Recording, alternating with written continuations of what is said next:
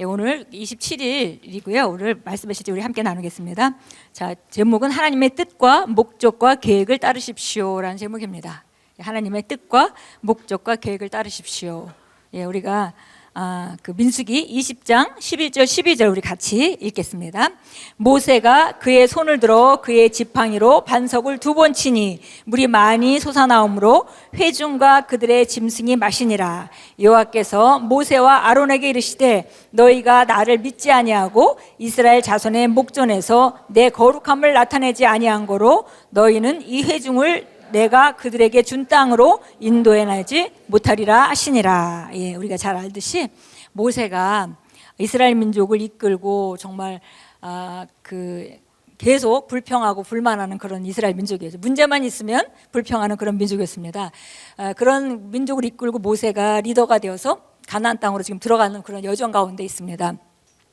과거에 모세가 물이 필요할 때 하나님께서 말씀하셔서 반석을 치라고 해서 반석을 쳐서 물이 나온 경험이 있었는데 그 다음에 또 물이 없을 때가 있었습니다. 그래서 이때에 하나님께서 이번에는 반석에 대고 말하라고 했는데 모세가 과거에 했던 거와 마찬가지로 똑같이 반석을 쳤습니다. 그래서 결국 물은 나왔지만 그러나 이렇게 하나님 말씀을 그 아론에게 말하시기를 나를 믿지 아니하고 거룩함을 나타내지 않았기 때문에 그래서 내가 인도한 땅으로 너희는 들어가지 못할 것이다 라고 말하는 그런 장면입니다. 우리 읽겠습니다. 그리스도인인 우리는 모두 하나님을 기쁘시게 하고 그분의 뜻을 행하고 그분을 위해 성공하며 우리의 인생을 향한 그분의 부르심을 알고 성취해서 그분을 영화롭게 하기를 원합니다.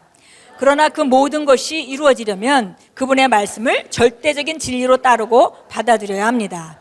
하나님의 말씀이 계시된 그분의 뜻이기 때문입니다. 말씀을 통해 우리는 그분이 세우신 그분의 계획과 목적과 패턴을 알기에 그분을 따르고 바르게 섬길 수 있습니다. 기독교는 그저 좋은 일을 하는 것만이 아니라 하나님의 목적을 위해 하나님의 방식으로 그 일을 하는 것입니다. 우리가 오늘의 본문 구절에서 읽은 것을 생각해 보십시오. 모세는 바위를 향해 말하지 않고 바위를 내리쳤습니다. 물이 나와서 사람들이 마음껏 마셨지만 하나님께서는 기뻐하시지 않으셨습니다. 모세에 대해 분노하셨습니다. 한편 창세기는 형제인 가인과 아벨이 주님께 제물을 드리는 방식을 알려줍니다. 가인은 그가 고른 제물을 가져온 반면 아벨은 하나님께서 고른 제물, 다시 말해 하나님께서 드리도록 요구하신 것을 가져왔습니다. 가인이 규정된 질서를 따르지 않아서 즉 하나님께서 원하신 대로 행하지 않았기에 그의 제사는 거절당했습니다. 자기 제물이 거절당한 것 때문에 가인이 화가 난 것을 보신 하나님께서 그에게 말씀하셨습니다. 내가 바르게 행하면 받아들이지 않겠느냐. 네, 여기까지 한번 보겠습니다. 예, 그래서 기본적으로 우리가 그 일반 종교는 자기가 믿는 그 신에게 자기 정성을 다하면 된다고 생각합니다. 그런데 우리가 기독교는 정확하게 하나님을 섬기되 하나님이 말씀하신 방식대로 하나님이 말씀하신 그런 율례를 따라서 움직여야 되는 거죠. 그래서 여기 보니까 하나님의 목적을 따라 하나님의 방식대로 해야 된다. 우리가 부지하고 좋은 일을 하는 건 좋은데 그 방법을 그거는 이제 일반 세상에서도 마찬가지고 종교에서도 마찬가지고 그냥 좋은 일을 하는 건 좋은 겁니다. 그런데 우리가 기독교 안에서 하는 것은 하나님의 목적을 따라서 하나님 방식으로 그 일을 똑같은 일을 해야 하는 것입니다. 그래서 이거 어려운 건 아니라는 거예요. 왜냐하면 성경에 이미 하나님께 다 말씀하셨기 때문에 말씀이 곧 하나님의 생각입니다. 그러니까 우리가 말씀대로 기능한다면은 이상의 다른 음성을 들으려고 애쓸 필요는 없을 것입니다. 물론 하나님 필요할 때 성경에 나와 있지 않는 부분에 대해서 인도해 주시지만 기본적으로 나와 있는 것도 너무나 많기 때문에 우리가 하나님의 계획과 목적과 패턴을 알기에 충분하고 남을 만한 그런 그 말씀이 이미 우리가 성경 안에 충분히 있는 것을 우리가 잘 알고 있습니다. 그래서 아벨과 가인의 제사 얘기를 언급했습니다. 우리가 흔히 처음에 이제 예수 믿고 나서 우리가 성경을 읽을 때 항상 걸리는 부분이죠. 예, 아벨의 제사는 하나님께서 받으시고 가인의 제사는 받아들이지 않았다. 그랬는데 나중에 알고 보니까 제사에는 반드시 피가 있어야 되는 것인데 그 아벨은 자기가 이제 목양하는 그 목축을 하는 사람이었으니까 첫 새끼로 드려서 하나님께 바쳤지만은 가인은 농사짓는 자였기 때문에 농산물로 드렸습니다. 그래서 우리가 이제 이런 것을 대할 때 그러면 가인은 그 나중에 후에 제사에 피가 없었기 때문에 하나님께서 받아들일 수 없었다 이런 내용들을 우리가 이제 그 후에 내위기 지나고 이렇게 하면서 우리가 이해할 수 있지만 그러면 과연 가인은 그걸 알았겠는가 뭐 이렇게 우리가 접근을 하죠. 근데 그런 접근은 사실 일반적으로 대부분이 저도 그렇게 해왔고 그렇게 하는 거지만 그 접근은 전제가 뭐냐면 하나님은 불리하실 수도 있다는 전제를 가지고 접근하는 것입니다. 그래서 우리가 그 접근을 내려놔야 돼요. 하나님은 잘못하시지 못하시죠. 하나님은 의로운 분이시기 때문에 하나님이 하신 모든 일은 옳습니다. 그러니까 그 하나님의 기준에 맞춰가는 것은 우리지 우리가 하나님을 판단해서 하나님이 가인의 제사를 받아들이지 않은 것이 합당한가라고 접근하는 건 이미 접근이 잘못됐다는 것입니다. 저도 이런 접근이 잘못됐다는 깨닫기까지 시간이 많이 처음에 예수 믿고 나서 누가 제대로 가르쳐준 사람이 없었기 때문에 한참 걸렸습니다. 그러나 우리가 중요한 것은 가인이 알았고 몰랐고 중요한 것이 아닙니다. 우리가 하나님 기준으로 계속 교정해야 된다는 것입니다. 그래서 가인이 만약에 아벨의 제사는 받아들여졌고 자기 제사는 받아들여지지 않았다면은 가인이 해야 될 일은 하나님께서 왜 내 제사를 받아들이지 않으셨을까? 그러면 나도 아벨과 같이 한번 해볼까? 이렇게 지속적으로 교정하면서 하나님의 방식과 하나님의 목적에 우리를 맞춰가는 것, 그것이 우리가 가져야 될 태도죠.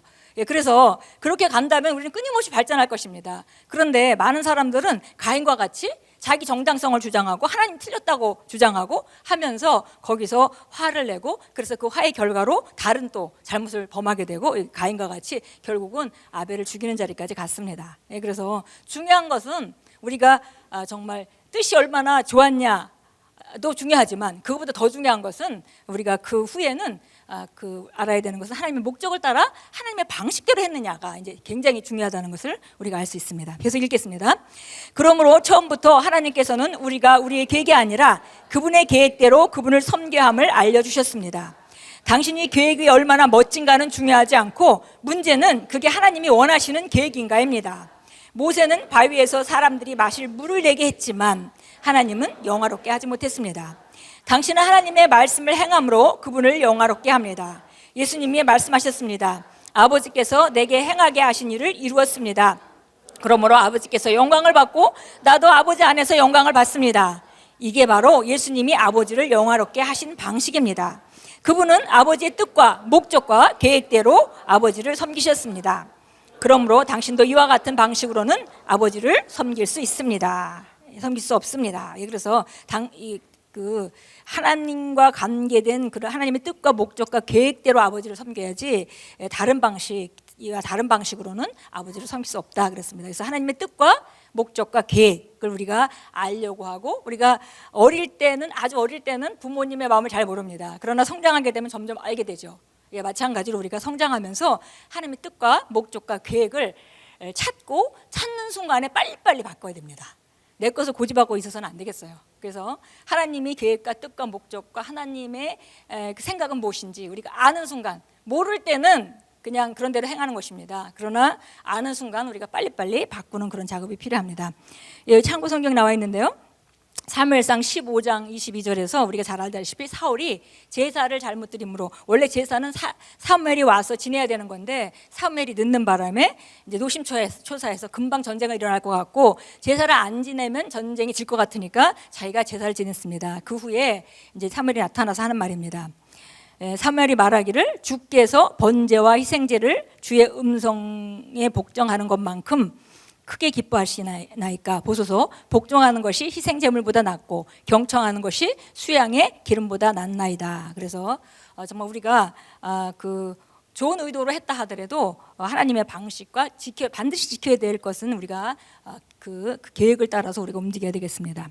로마서 12장 2절 말씀입니다. 그래서 우리가 하나님의 뜻을 알아야 된다고 그랬어요. 그래서 하나님의 선하시고 기뻐하시고 온전하신 뜻이 무엇인지 알아서 그대로 살아라 하는 것이 로마서 12장 2절인데, 그렇게 하려면 네 마음은 지속적으로 하나님 말씀으로 새로워져야 된다라고 말씀했습니다. 히브리서 8장 5절 제가 읽겠습니다. 그들이 섬기는 것은 하늘에 있는 것들의 본보기와 그림자라. 모세가 성막을 지으려고 할 때에 하나님께 지시를 받은 것과 같으니 그분이 말씀하시기를 보라 너는 모든 것을 산에서 내게 보여준 모형을 따라 지으라 고 하셨느니라. 그래서 아무리 아름답고 좋은 그 재료를 갖다가 정말 그 아름다운 방식으로 자기가 할 수 있는 최선을 다해서 성전을 지었다고 해서 그곳에 하나님이 계시는 것이 아닙니다.